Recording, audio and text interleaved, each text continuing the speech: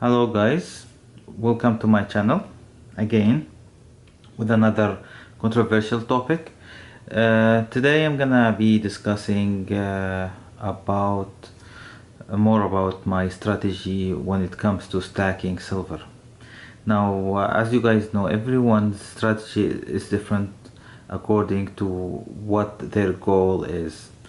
For me, I'm just gonna first of all mention my goals and then walk you through my strategy to achieve this goal. Before I start, I have to mention that there are several reasons for someone to stack silver. I'm just gonna discuss the key reasons here. The first reason is to prepare for a collapse scenario, an economic collapse. From my point of view, I would say this is unlikely to happen, but of course nothing is impossible. So there's still gonna be a chance for this to happen, and that's why in my strategy I do put this into my consideration.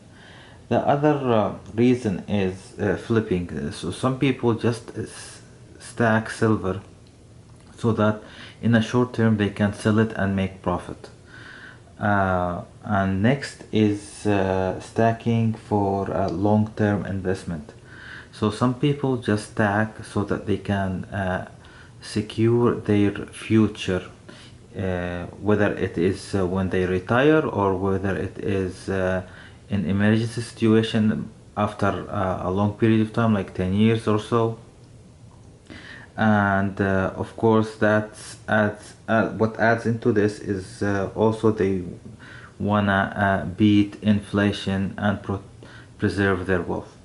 The last goal here is people stack it as a hobby. So some people love the look and feel of the silver, and they love collecting different coins and types and prints and things like that, without having into their mind anything with regards to investment.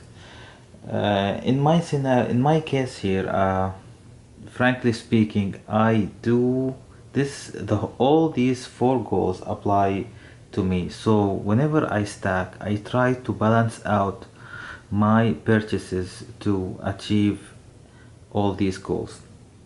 Now, to do so, and if you have the same goals as mine, so what I'm gonna say here is gonna be really beneficial for you, and it might give you reconsideration into your current strategy. It doesn't, it might, you don't have to follow my strategy word by word. You just take whatever you feel suits you more and dump the rest. My whole goal here is just to help others to look into things from a different perspective.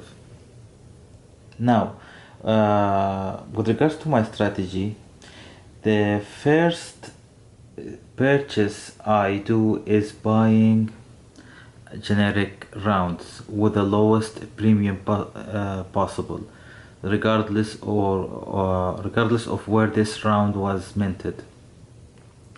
And I try to avoid anything with a higher premium, like for example government issued coins like silver eagles, unless they have the same premium as the generic rounds. So there are several reasons for me not buying government issued coins, and I'm gonna discuss that in a different video. And I really advise you guys to follow the video I'm just gonna publish soon about this, because it might really change the way you look at the government issued coins. Now let's talk about the low premium rounds. Why do I buy these low premium rounds? First of all, you can sell them quickly in case of emergency right at your local coin shop with the lowest loss on your investment comparing to other types of coins. Because if you go with government issued or numismatics and you want the money right now, you're gonna lose a lot of money, because local coin shops, Usually they don't give you premium on top of your silver. Now the other reason is I can stack more ounces with going with low premium stuff since I'm saving money, which is good to in case if your aim is to stack as much as possible to prepare yourself for an economic collapse scenario. The other thing here is just hold on a second. I'm just reviewing my notes. Uh, yeah. So this is basically for me for the reasons for me going with low premium rounds. The second type of purchase I do is buying semi-numismatic stuff, which I would call it collectors on budget. So these semi-numismatics carry an acceptable premium, which is of course higher than the generic rounds and higher than the government issued coins as well, but it's somehow acceptable. These semi-numismatic coins grow in value every year, which is really great, and they don't have a hefty premiums as numismatic coins. The last kind of purchase I do is the proof coins and sets. But keep in mind when I buy proofs, I don't go or I don't chase the hefty premium proofs. Like for example, I don't go for proof sets that are $1,000 or so. Uh, the reason being is that I believe they have appreciated in value a lot, and in later years they're still gonna appreciate, but I believe it's gonna be slow. It's not gonna be as a newly purchased proofs that are cheap, because these have more potential in growing rapidly in coming years. Plus also I can stack more proofs with if I go with the acceptable kind of proofs premiums, other than going with a hefty old rare proof that was minted in 1991, that it's gonna that with the same amount of money it's gonna allow me to purchase 5 or 6 or 7 of similar proofs, but on later years. Uh, the other thing why I don't go with the expensive proofs is suppose there is an economic recession or collapse or any kind of like bad economic situation that happens. It's gonna be really hard for me to sell these expensive proofs. I know there will be still a market for them, but people will think about buying them 100 times before going with that purchase. And I will not deny that the proofs, the lower premium proofs that I bought, they're also gonna be hard to sell, but not, I would say, not as hard as the proofs with the much higher premiums. Uh,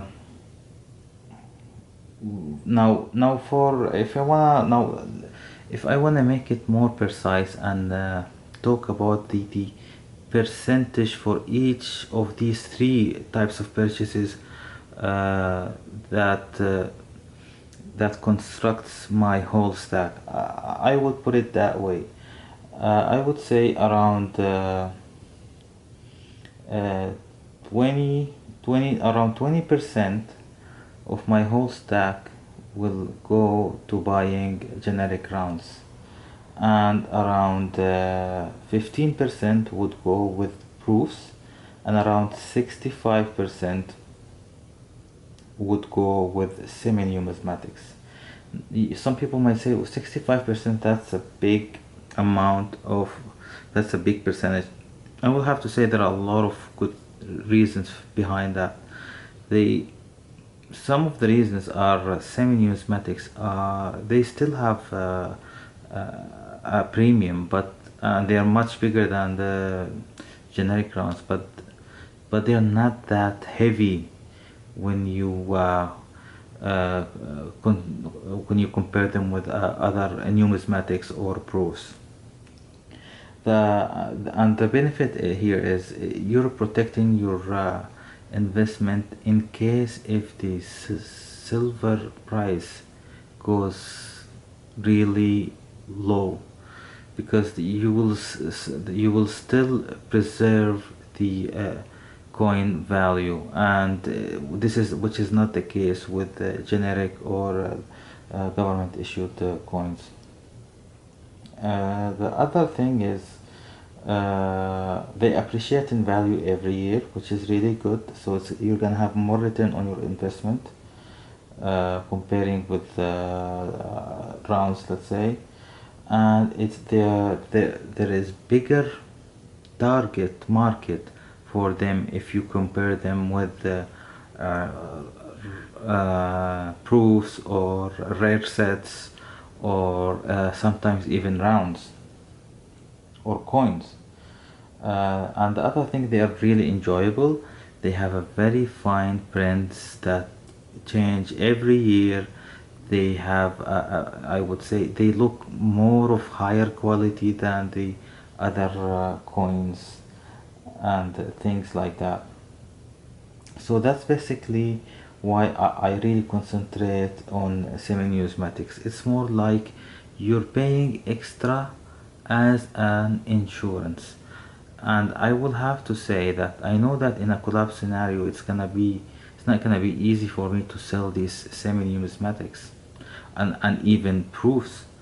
But as I said before, I don't think it's likely to happen. And even if it happens, worst case scenario, I can sell them and lose my $4 or $3 premium over spot. In return, if anything wrong happens to the silver, to the silver price, I will be able to limit my losses, or even have no losses. Instead, I might have some gains.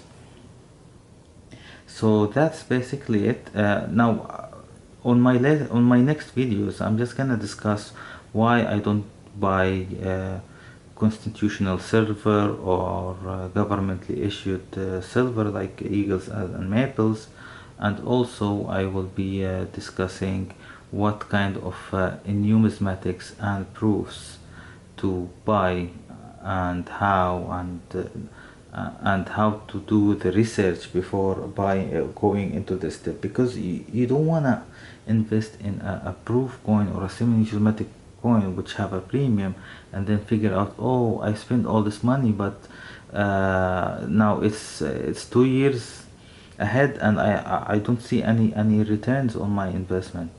So you have to try to avoid this kind of scenario, and I have to admit I made some mistakes, and all I'm trying to do here is to make others avoid these mistakes, so that they don't lose their money that they would have, they better off spent it on something else. Thanks a lot for watching, and please, if you can comment down below on your strategy, because I would love to read your strategy and maybe change or amend mine to make it even better of what it is right now. And thanks a lot for watching, and have a nice day.